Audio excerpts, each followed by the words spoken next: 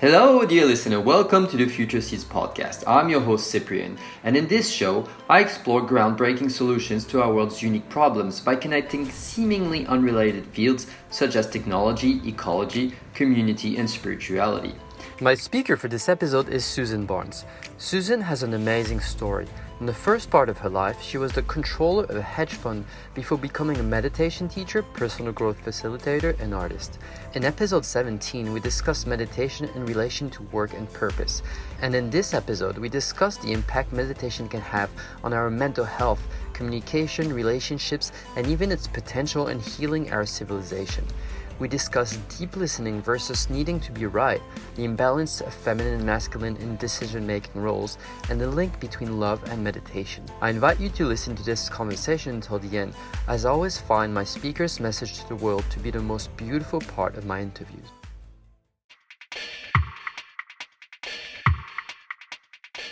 Dear listeners, it's not always easy to get clear on what we can actually do to help this world, how we can impact. This is why I've created a cheat sheet, your 10 superpowers to change the world right now. You can download it on www.futureseeds.news/superpowers. There's a few things I want to touch on, but the global umbrella would be individual healing related to collective healing. Meditation is an individual practice, something you do on your own with yourself. And this individual healing that you're doing for yourself, with yourself, affects the whole. I'd like to segment that into the different benefits of meditation on mental health, on your communication capabilities, on consciousness in general, on relationships. But I also want to speak about how all of these enhancements eventually affect the whole and our society, along with the internet, which is enabling us to share so much more information. So let's start. It's a big part two. So meditation as an individual practice, it's very well known that it helps with mental health. I even saw that now they're teaching meditation in the highest security presence in Mexico. That's working really well. Do you have anything to say about the link between mental health and meditation? Absolutely.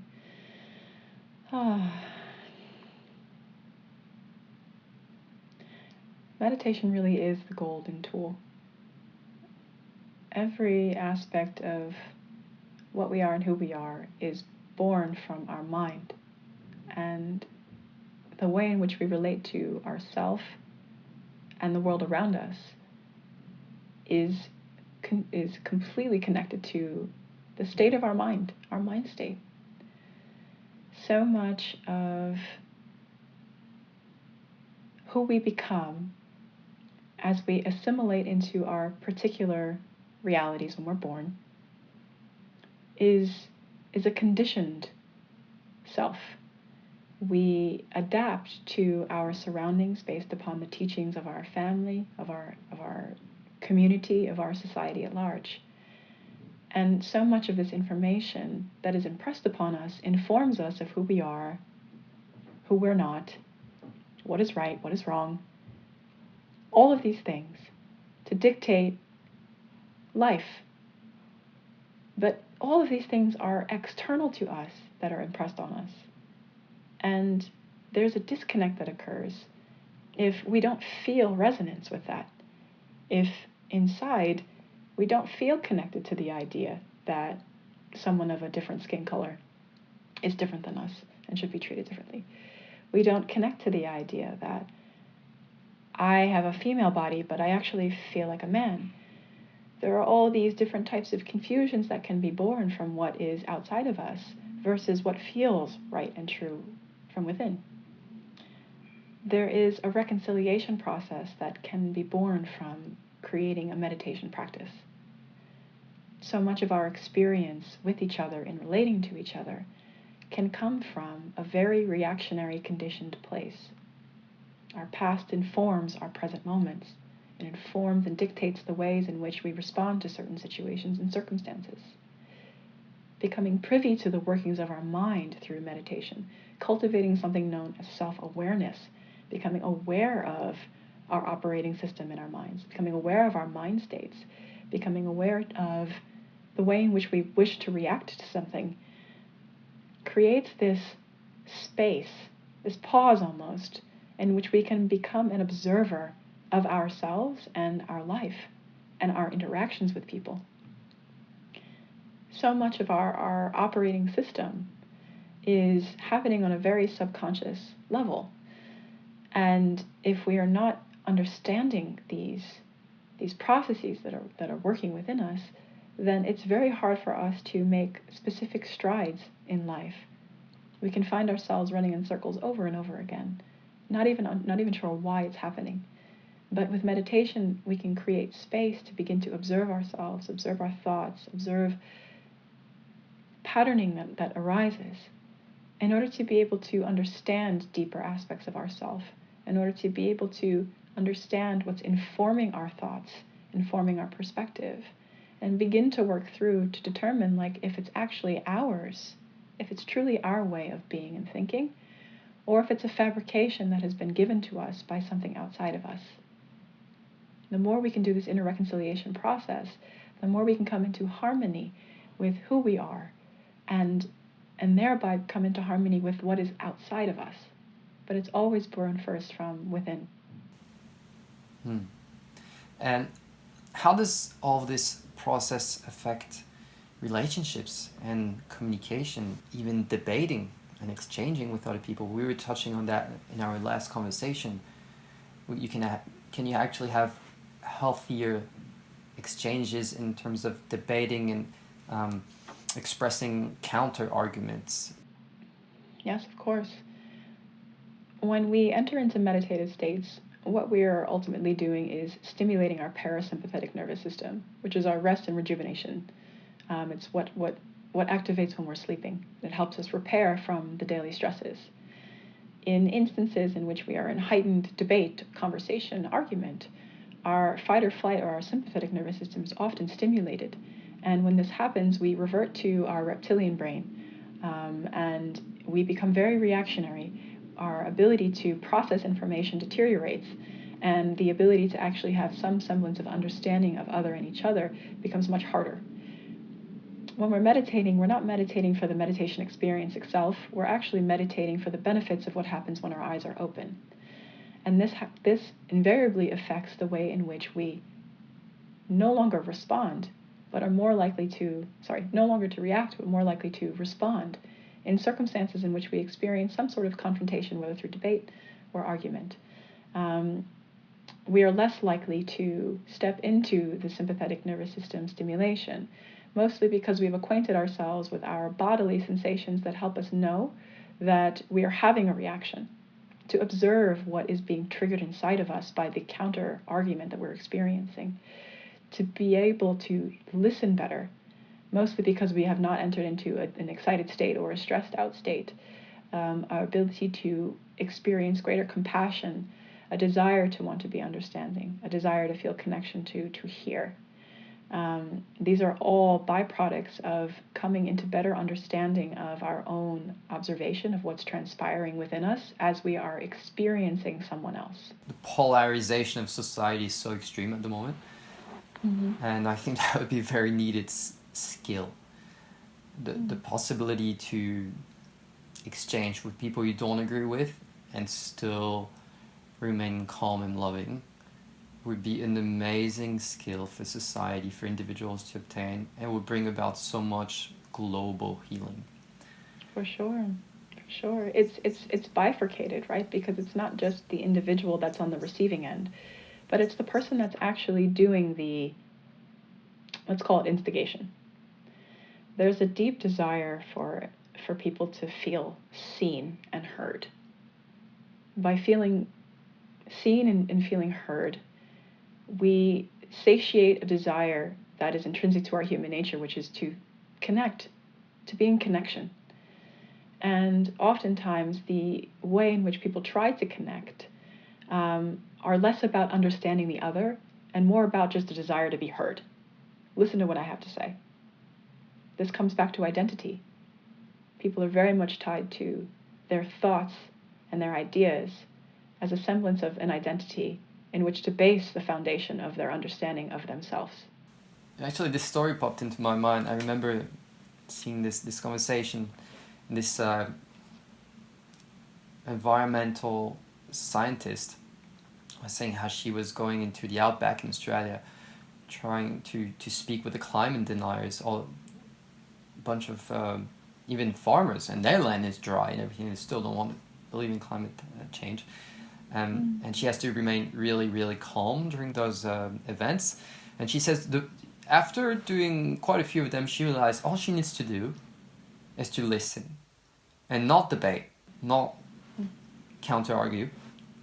By the end, they're so happy they've been heard, they become her friends, and then she can talk. Mm-hmm. Yes. Something that I've been sitting with very recently, actually, is that it is more important to seek to understand than it is to try and justify your viewpoint. Just try and understand. And that's interesting. Like, I was listening to this really cool podcast the other day on the art of rhetoric. And so the art of the rhetoric was widely taught among ancient Greece, which is the art of persuasion, the art of debating. The reason why they were teaching that so much is because, and I love this sentence, because they understood that persuading each other is the only alternative to violence. In these days and age, we see trying to debate and discuss and persuade each other and convince each other as a bad thing. I think it's a little bit softer than that. I actually think it's...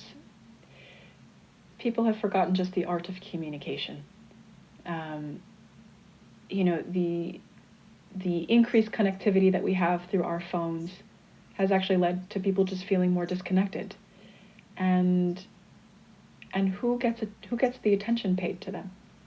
Celebrities and people who cause a ruckus, people who make noise. I think this is just,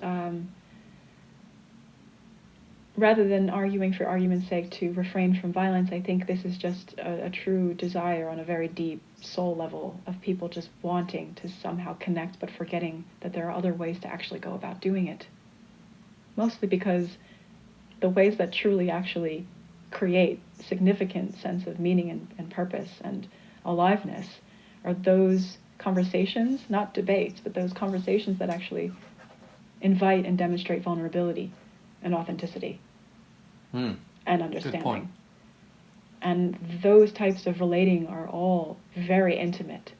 And intimacy is something, I think, that has been lost as an art form, as an understanding of this is how we connect to each other. This is how we connect to each other on a deep, deep level that is nourishing.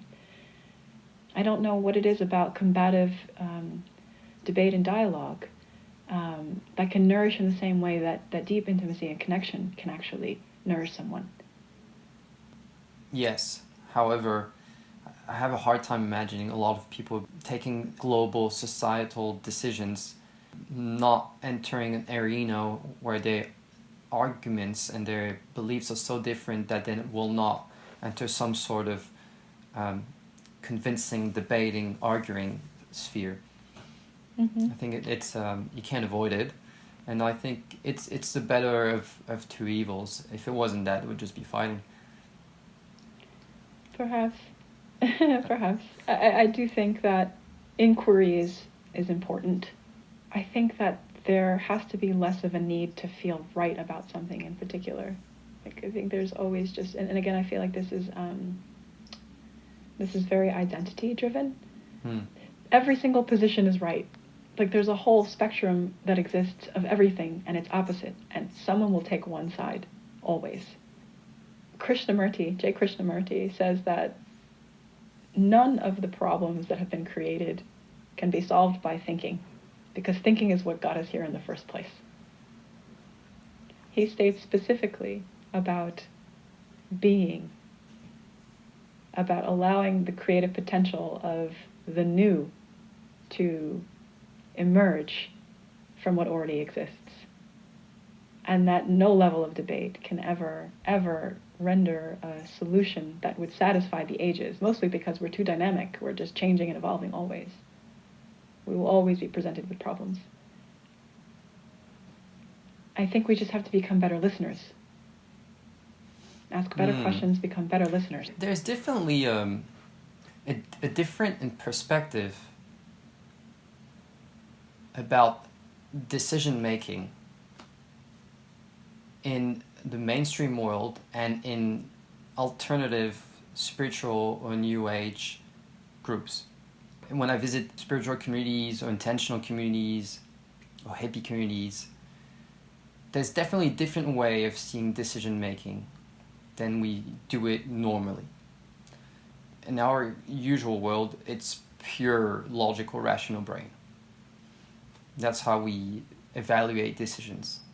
And it's true in those other circles, listening to the vibe, listening to what's needed right now, listening to intuition, listening, a larger sense of listening is much more appreciated and taken into account into the decision process. And I wonder, like, the pure situation, which is advocated by great gurus, great spiritual teachers and wise men, such as Krishnamurti, such as Papaji, and a lot of others, as in the world of concepts and thoughts will not lead you anywhere, or you're not this body, you're not this mind, you're not what you think you are, and as such, thoughts are not what you think they are either.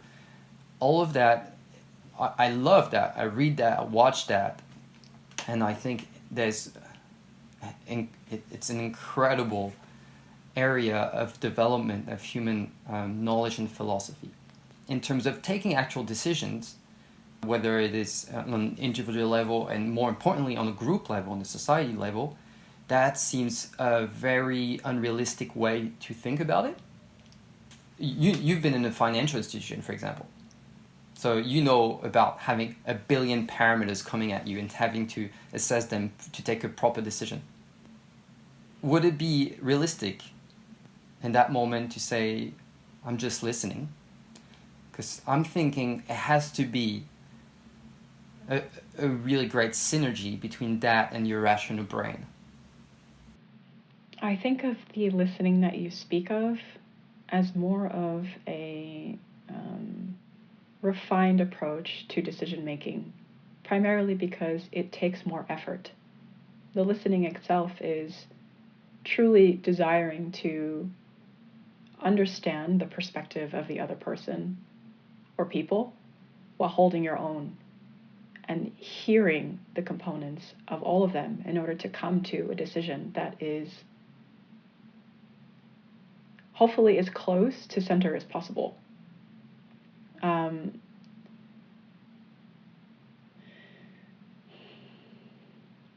If we take a snapshot of the state of the world that we're in currently, it's obvious that this perhaps hasn't been the same operating metric in which decisions have been made going forward, primarily because you have, almost over 200 nations making their own decisions and things like this, and so very, very segmented and with their own interests, governing bodies, desires, drives, aversions, things like this. So already it's kind of a little bit of a pot of a mess of trying. Even though, like in ancient tribes, they always had, like Native Americans, for example, they always had the tribe leader and the shaman. There's always the one that had to stay rational and the spiritual linked person, and they had to discuss together. Yeah. There's this really great book called The Road Less Traveled, in which the author makes a comparison of two generals. One that acts as the head of the tribe, and the other general that basically is the shaman. The general who is the head of the tribe sees 10,000 soldiers and executes a decision based upon knowing that he has 10,000 soldiers to utilize. The general who is more like the shaman sees 10,000 people with families and lives and executes a decision based upon what would be the most the least harmful of those people, right? So seeing the spirit, seeing the body, seeing the person versus seeing a number, seeing another resource, another thing, and how those two inform each other to make a decision. I kind of like the direction that you're going, I think, in terms of like the recognition of how to marry the two in a way, how to listen to the unseen elements that course through the very fabric of our existence, that compel us to do certain things that we don't understand. That a balance has to exist there. Again, balance comes back. I think that this component that you speak of can become a reality the more diverse our world becomes in its leadership. You have the same demographic of representatives almost everywhere in the world.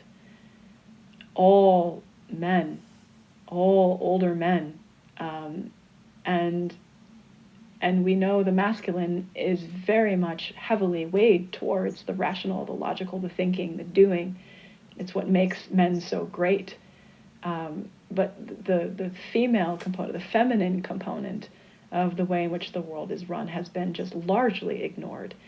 And so much of the feminine energy is that of the intuiting, of the deep knowings. The feminine itself is the portal between the material and the spiritual.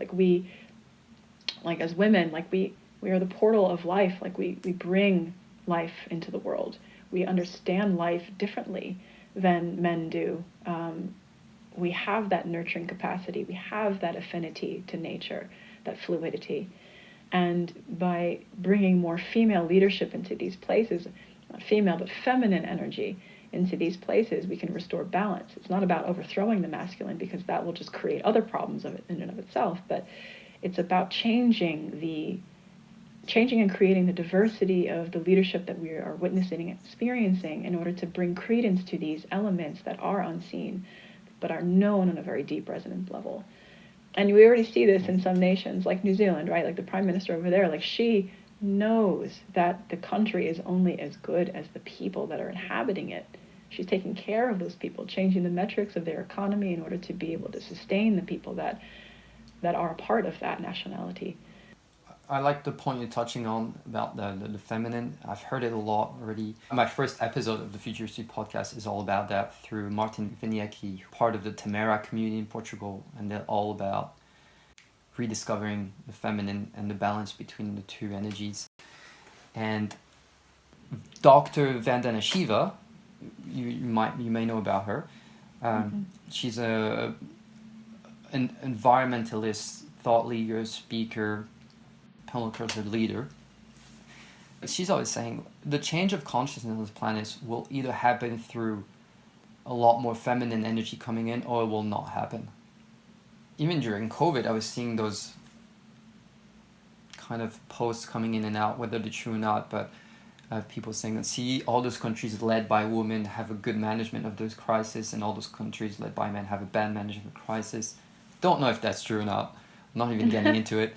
But there's definitely a movement in that way, which I would actually support and agree with, not on a sex level, but on an energy level, which of course a lot more women are carrying the feminine energy. Can't deny it, but it's present in men too.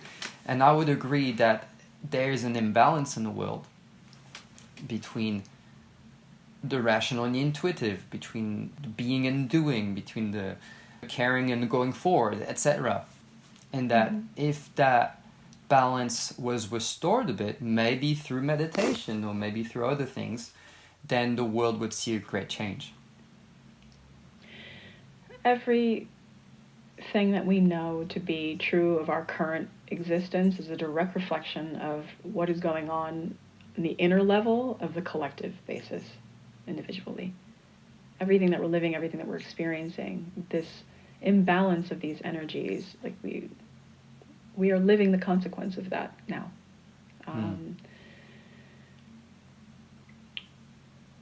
There has been almost this call to action in a way, a demand for change in so many levels, because we are living the consequence. And so much of what we are is everything. It is the masculine and the feminine. We are both. We just have a little bit more predominant energy than others. In my respect, the feminine; for you, the masculine. And by having a suppression of the feminine for centuries, like 4 centuries, it's not surprising that we have the suppression of the ultimate feminine, which is the Mother Earth, the great Mother Earth, and the decimation that has transpired on her soil, and the way in which that is creating all sorts of significant ramifications for humanity, generally speaking. A return to the feminine, a rising of the feminine in a way, to create and restore balance at this point in time is critical. I so totally agree with the individual that you quoted before. The feminine is life-affirming. She is life. It's hard to imagine any sort of continuity as a species if there is a suppression of any element that is natural, of any person. So much of the pathology that's born on an individual basis, the neuroses, the suffering, the anxiety, is caused by some innate form of suppression that has been learned, that has been conditioned. There are so many tools that one can utilize in order to begin the excavation process and begin the healing, to relinquish this suppression, to be more fully expressed and embodied, to feel more love in this like vessel that we have and the energy that we are. And that healing needs to occur in whatever shape and form is necessary on an individual basis in order for the collective to experience a healing. Because when we're shifting internally, it is concurrently directed and correlated to our outside world, directly correlated to the way that we're showing up, what we're putting our energy into, who we are involved in, the level of toxicity or health in our relationships, all these different components. And meditation is one of them. Meditation is one of the most sophisticated ones. It is so ancient, but the level of suppression that most people have been subjected to requires a lot of different modalities in order to find a holistic balance inside. And this is from an emotional basis. This is from a somatic basis. And this is also just from the level of cultivating self-awareness, of just, consciously becoming aware of these different types of parts of aspects of ourselves in order to be able to work through in conjunction with the different types of healing modalities that exist. Meditation itself is profound in its ability to create self-awareness, to kickstart the parasympathetic nervous system for healing. There is so much stress that we're under. Our phones elicit a stress response from us just when we get a little ping from our message. And if we leave it unchecked, that actually creates a very subtle level of stress in our body that leads to a 15% increase in mortality. Boom. Yes, just in our alerts alone. We require, if we're not getting enough sleep these days, and most people are not sleeping well, an added layer of restoration in our days on top of our sleep schedules, which is in the form of meditation. And I can keep going on this because you were asking before, but the benefits of it, our mind states, the frequency that is predominant in our mind state informs our energetic frequency, generally speaking, that informs the well-being of our entire entity. To be able to step into meditative states is incredibly profoundly healing on a mental level, on an emotional level, on a physiological level, on a physical level. Increase in all the good things, decrease in all the bad things, just by cultivating stillness inside of us. Cultivating stillness through observing, through witnessing, training our state, mostly because our minds are running rampant with being unchecked our entire lives, thousands and thousands of thoughts that are informing us and our states on a subconscious level. Becoming acquainted with these states becoming acquainted with, oh, I think of this person and I feel this tension inside of me. What if I just allow that tension to be and I don't try to force it away or divert it or suppress it? What if I allow it to just come to the surface? Oh wow, if I'm allowing this, I'm crying. I'm starting to release. Something deep was buried here. I created the space in order for this energy to move through me that was otherwise buried. Oh, I've just processed. Oh, I feel so much lighter. Oh, and come back to stillness. Repeat the process. What else comes up? What else can be excavated? What else can be healed? What insights can be born? What truths can be learned? What peace can be found? Just in sitting in stillness. Just in observing. Being the witness. Allowing. That feels healing already. And it's a tool and a resource we can drop into anytime. Anytime, especially like it's great when, you receive an email from someone, from a client, and they're like, maybe, and you get all these feelings inside. So much is moving through you. Wait a second. Sit with it. Stimulate your parasympathetic nervous system. Be. Find clarity. Actually, I understand what they mean. My initial perspective that was clouded by my stress response didn't allow me the option to actually move perspective and see things differently. And now I can respond rather than reacting. Respond rather than react. Yes. It's something that's often not really well understood, because you need to have at least once in your life experience the difference. Yes. Having had a bit of distance with your thoughts. Yes. Being in a calm state. I think this is a beautiful note to finish on, but there's a word we've escaped during this whole conversation, and that is the word love. What's the link? Meditation and love.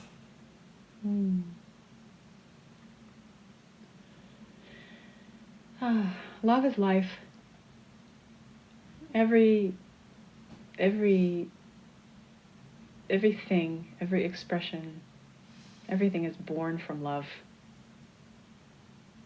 The question is, what degree away from it is love? We look at grief. Profound grief wrenches our heart. It is love, at the end of the day, that causes us to feel such grief. It is the glue. It is who we are. It is the nature of who we are. So in total stillness, meditation, you come back to love. Yes. There is no other thing, essence, in the world as beautiful and as inspired as love. We came here to love. We are here to love each other, ourselves, our world. We are here to express that love. So is love being state or doing state? Being becomes the doing. You don't have to try anymore if you are being. If you are being love, it is emanating from you. It is informing everything that you're doing. It is underlying your actions, underlying the doing that you are doing. It is universal. As I speak to it right now in my heart, I feel so much because I know it is the truth. I know that when we are in love, when we are the essence of love, the embodiment of it, the highest essence of unconditional love especially, when we are that essence, it touches every aspect of our life, of our being, of our doing. It truly just changes everything. Every interaction, every smile, every argument. You can love the other person if they argue with you. You can still do it because you see them for what they are, which is love, and you see them as an expression of that, even if their mind has gotten them all sorts of ways. But that interconnectedness that I spoke to before, the ability to cultivate deep meditative states, to dissolve everything around me except for my beingness, has only afforded me the insight and understanding that everything is so inextricably connected, so deeply connected, and it is held together by the glue of love. It is everything.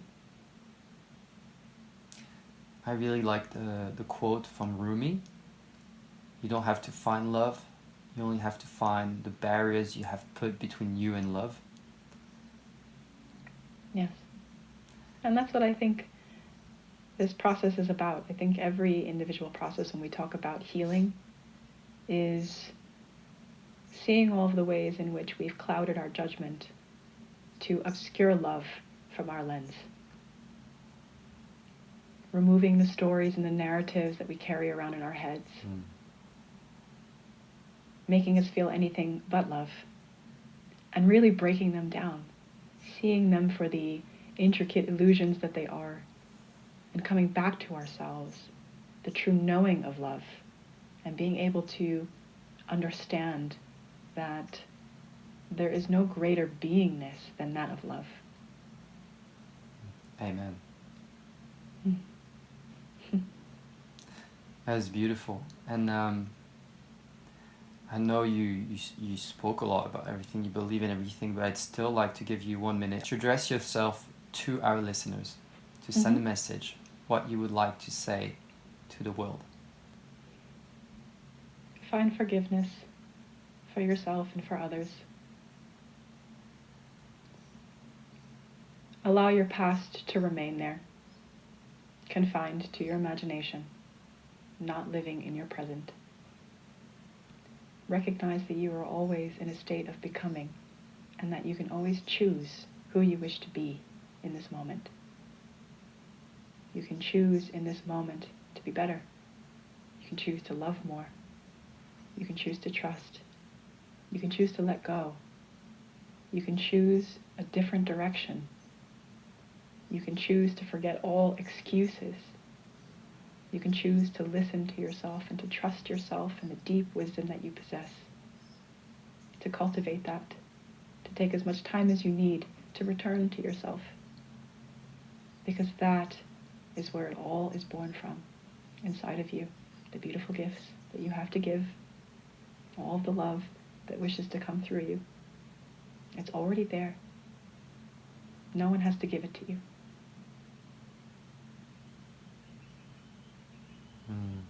Thank you so much. This was Susan Bartz, everybody. Susan Bartz, meditation teacher, speaker, and artist. You can find her on likewatersheflows.com. That's correct, Susan? That's correct. Thank you so much for this conversation. Thank you, Cyprian. It was an honor. Speak soon.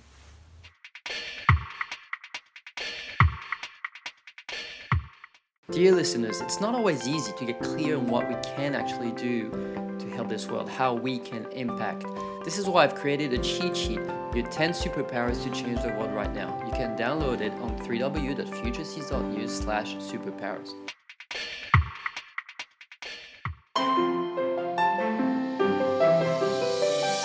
The Future Seeds podcast is a project that is supported by its community of listeners. If you like the show and what it stands for, I invite you to head to www.futureseeds.news, where you can support the show for just $2 a month, be part of the Future Seeds community, connect with its amazing members and speakers, and enable this podcast to thrive. I thank you for your time and hope you enjoy the show and its exploration of alternative solutions to the world's greatest challenges.